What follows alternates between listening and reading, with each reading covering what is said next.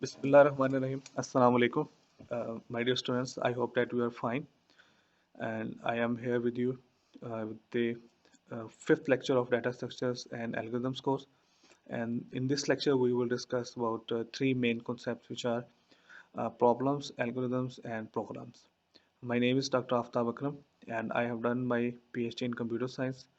And currently, I'm working as a lecturer in Division of Science and Technology, University of Education, Lahore. So let's start this lecture.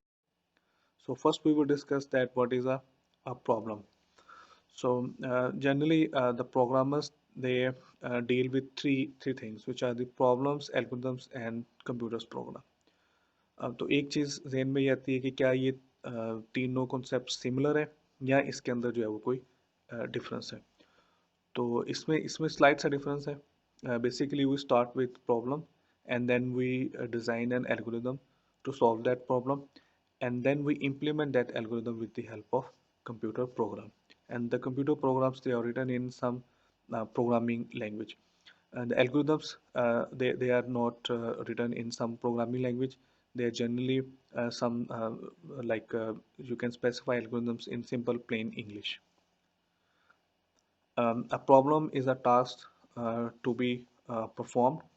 A problem is best thought of in terms of inputs and matching output. तो ये होगा कि आपको कहा जाएगा कि हमारे पास inputs जो हैं वो ये हैं और हमें इससे इससे इससे corresponding जो है वो हमें ये outputs जो हैं वो required है. We are not talking about any output. We are talking about matching outputs. These are the inputs and these are required outputs. And there is no constraint on how the problem will be solved. तो हम कोई इस पे restriction नहीं लगा सकते इस problem को कैसे सॉल्व करना है या इसका तरीक़ेकार क्या होगा, कोई स्पेसिफिक तरीका है उसी से सॉल्व करना है. तो इस पे कोई रिस्ट्रिक्शन जो है वो नहीं होती, but we can define the source constraint that must be met. So we will only specify that to solve we require a solution which requires certain resource constraint. तो ये previous lectures में भी हम इसके बारे में बात कर चुके हुए हैं कि हमारे पास कुछ resource constraints होंगे और हमारा solution जो है वो ऐसा होना चाहिए कि वो उन constraints को लाजमन satisfy कर रहा हो. And a problem definition should include constraints on the resources that must be consumed by any acceptable solution. तो हम सिर्फ उस solution को acceptable कहेंगे जो कि उन constraints को satisfy कर रहा होगा. तो अगर वो उन solution जो है वो constraints को satisfy नहीं कर रहा तो हम उस solution को accept नहीं कर सकते. Okay, so there is another view to way to view a problem, and that is there uh, how we mathematically view that problem. So we can view a problem as functions in mathematical sense. A function is a matching between inputs and outputs. तो ये आपको पता है, आपने जो mathematics के preliminary courses हैं उसमें ये देखा होगा कि एक फंक्शन की एक डोमेन होती है which is actually the input and there is a range of the function which is actually the outputs. So the domain and the range that make up a function. An input to the function might be a single value or a collection of information, and the values make up an input called the parameters of the function. So in programming sense we call the inputs as parameters. तो जब आपने programming fundamental का course पढ़ा है तो उसमें आपने ये चीज़ देखी होगी कि जब हम कोई भी फंक्शन को इनपुट देते हैं तो हम कहते हैं कि these are function parameters or inputs to the function. A specific selection of values for the parameters is called an instance of the problem. तो जो भी आप उस प्रॉब्लम को जो भी आप इनपुट दे रहे हैं जो भी कलेक्शन जो एक वैल्यूज़ को आप उसको दे रहे हैं, so we call that is the instance of a problem. तो हमें उससे उससे रेलिवेंट जो है वो आउटपुट जो है वो चाहिए होती है. For example the input parameter to a sorting function might be an array of integers ये जो array है ये एक unsorted हो सकती है, मे बी इसमें जो डिफरेंट वैल्यूज़ हैं वो डिफरेंट लोकेशंस पे हो, but what we need that array should be, जो आउटपुट हमें मिलेगी वो ये होगी कि जो उसमें वैल्यूज़ हैं array में दैट विल बी sorted. वो हाईएस्ट से लोएस्ट में हो या लोएस्ट से में हो, but they the values will be in certain order. And any problem instance must always result in the same output every time the function is computed using that particular input. तो इसमें एक ये चीज़ है कि जब भी आप कोई सोल्यूशन कोई एल्गोरिदम डिज़ाइन करते हैं, तो जब भी हम उसको कोई आउटपुट देंगे, एक सिंपल आउटपुट देंगे, तो हर दफ़ा उसका सोल्यूशन वही होना चाहिए। अगर इस तरह से हो कि एक दफ़ा आउटपुट देते हैं, तो कोई इनपुट देते हैं तो कोई और सोल्यूशन आता है, नेक्स्ट टाइम कोई और आउटपुट मिलती है, so that is not a correct algorithm. तो हमें हमें चाहिए कि हम उसको रिवाइज करेंगे कि इसमें कोई ना कोई प्रॉब्लम इसके अंदर मौजूद है। So next we will discuss that what is an algorithm. An algorithm is a method or a process followed to solve a problem. तो इसकी जो सबसे अच्छी जो इसकी एक एग्जांपल हो सकती है वो हो सकती है कुकिंग रेसिपी। अब उस कुकिंग रेसिपी में क्या होता है कि सबसे पहले आपको बताया जाता है कि there are some ingredients and उसके बाद जो है वो आपको बताया जाता है कि स्टेप बाय स्टेप्स क्या होंगे। एक प्रोसीजर बताया जाता है कि इन इंग्रेडिएंट्स को आपने कैसे यूज़ करके कोई भी एक डिश जो है वो तैयार करनी है। सो एल्गोरिदम की एग्जांपल भी बिल्कुल इसी तरह से ही है कि आपके पास इनपुट्स होंगी और आपने उन इनपुट्स को स्टेप बाय स्टेप यूज़ करना है और फिर उससे आपको कोई ना कोई फाइनली जो है कोई ना कोई आउटपुट जो है वो मिल जाएगी। If the problem is viewed as a function, then an algorithm is an implementation for the function that transforms an input to the corresponding output. तो उसमें क्या होगा कि अगर हम उसको कहते हैं कि ये फंक्शन है, तो उसमें एल्गोरिदम क्या होगा कि वो एक स्टेप बाय स्टेप प्रोसीजर होगा और उस स्टेप प्रोसीजर के स्टार्ट में आपको इनपुट्स आपको मिलेंगी और फाइनली जब प्रोसीजर एंड होगा तो वो आपको आउटपुट जो है वो रिटर्न करेगा। तो हम उसको कह देंगे this is an algorithm. A problem can be solved by many different algorithms। तो एक ही प्रॉब्लम को सॉल्व करने के कई एल्गोरिदम्स हो सकते हैं। सपोज कि अगर हम एक अरे ऑफ इंटीजर्स है, अगर हम उसको सॉर्ट करना चाह रहे हैं, तो उसके लिए हमारे पास बहुत सारे एल्गोरिदम्स जो है वो मौजूद है और हर एल्गोरिदम की कोई ना कोई उसका कोई कॉस्ट है और उसके कोई ना कोई बेनिफिट्स है।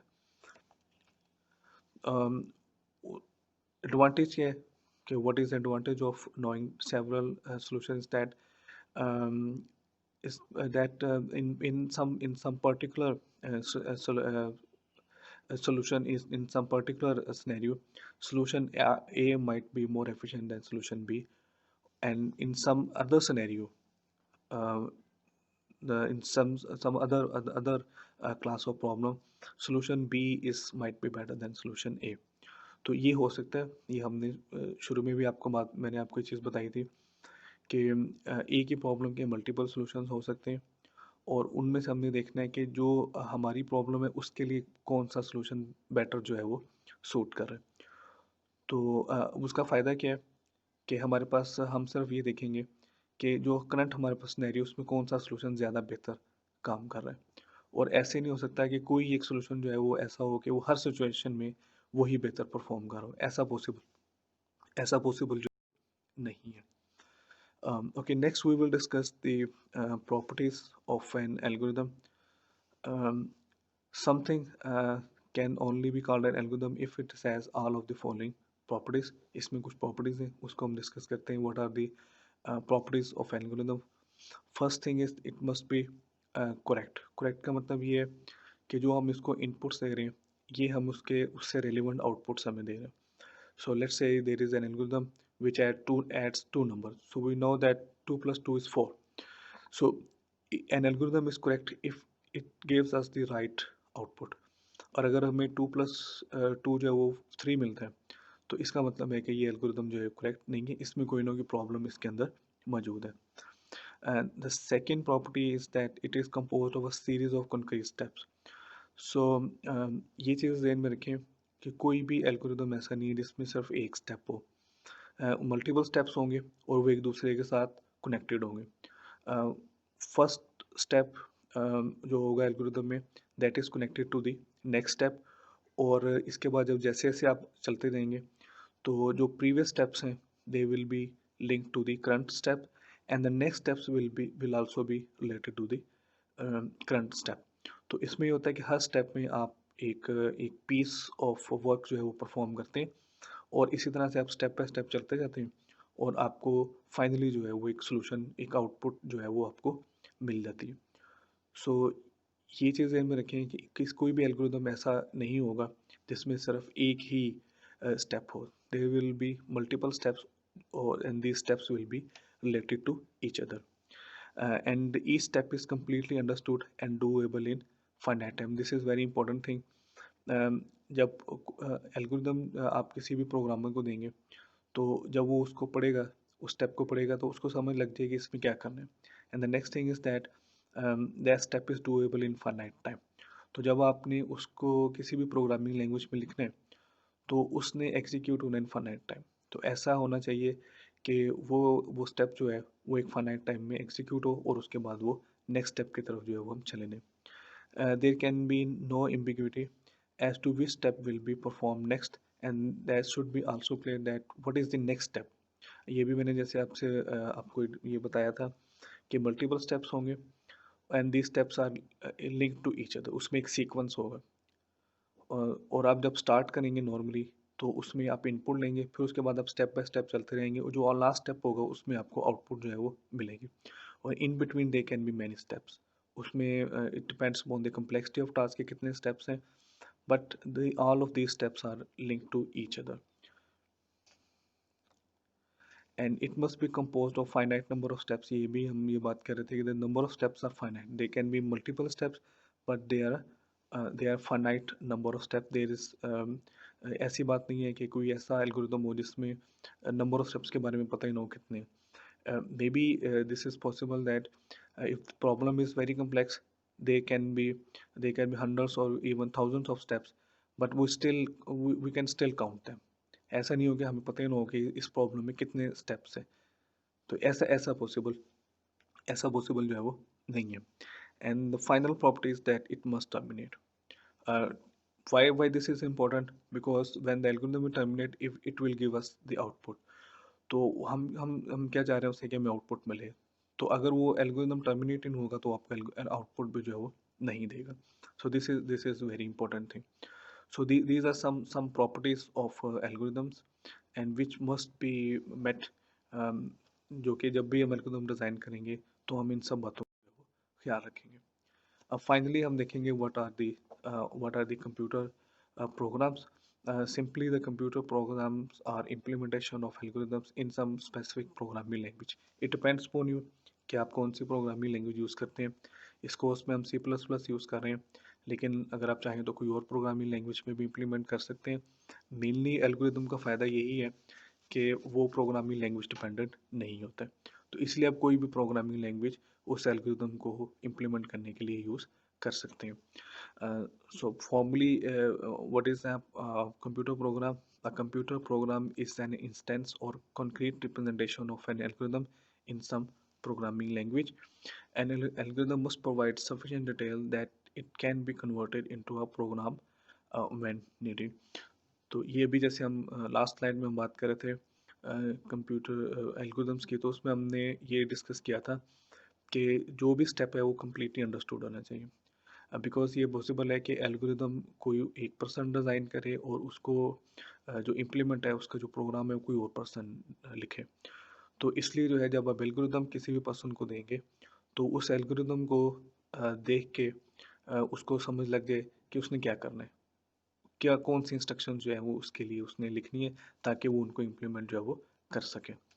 तो इसको हम समराइज अगर हम करें इन तीनों कॉन्सेप्ट्स को, a problem is a function और a mapping of inputs to outputs. An algorithm is a recipe for solving a problem whose steps are concrete and unambiguous. Algorithm must be correct of finite length and must terminate for all inputs. And finally, a program is an instantiation of an algorithm in a programming language. तो ये इनकी तीनों की summary है, और जो अभी इस वीडियो में हमने जो है वो चीज़ें डिस्कस की हैं, program algorithms and problems, algorithms and programs. तो नेक्स्ट लेक्चर में इंशाल्लाह हम कुछ मैथमेटिकल कॉन्सेप्ट्स और डिस्कस करेंगे। इनकी इम्पोर्टेंस इसलिए है कि जब हमने परफॉर्मेंस एनालिसिस करना है डिफरेंट एल्गोरिदम्स का, तो उसके लिए हमें इनकी ज़रूरत जो है वो पड़ेगी।